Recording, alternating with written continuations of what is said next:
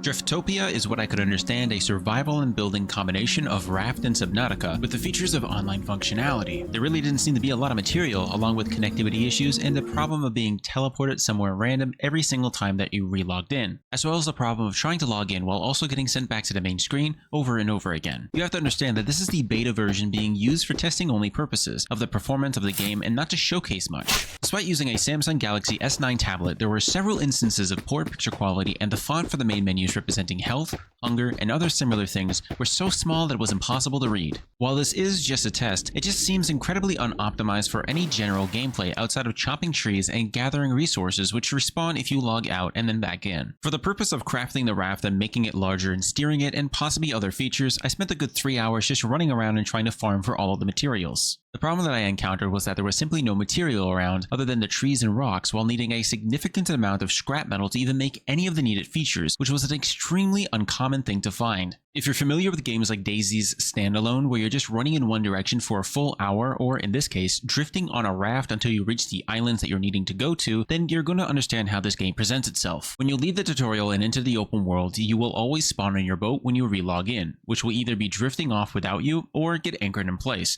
usually 5 to 7 minutes away from any island and drifting in the wrong direction. This makes it extremely tedious, as I did spend the majority of my time turning on auto run and waiting until I made it to the island to find that there was nothing here to scavenge for any significant upgrades. I only encountered monsters once, and that was only because I swam across the ocean for a good 40 minutes to reach the Dark Zone, which basically housed all of the equipment and items that I needed. But also, I could not use any of them because I needed them to be decontaminated. And while I was trying to do this, the game disconnected me, which also killed me and lost every single item that had accumulated over the last 3 hours. And to make things even worse, this was around the time that the connection got so bad that I just could not move, no matter what I did. And finally, after 4 hours, I was spotted by another player who just so happened to have gear and weapons to kill me in my respawn over and over again. It's not all that interesting. It definitely needs a lot of work before I could ever consider sitting down and playing it just for fun. Personally, I believe that the creators should leave this kind of testing for a small team of their own. I'm aware that this may be a little bit weird to say, but at the very least, we as players should be able to freely construct everything, considering this is just a test, instead of having us waste so much of our time just strolling around and swimming around with the version of the game that has absolutely nothing to offer but poor optimization and a lack of content.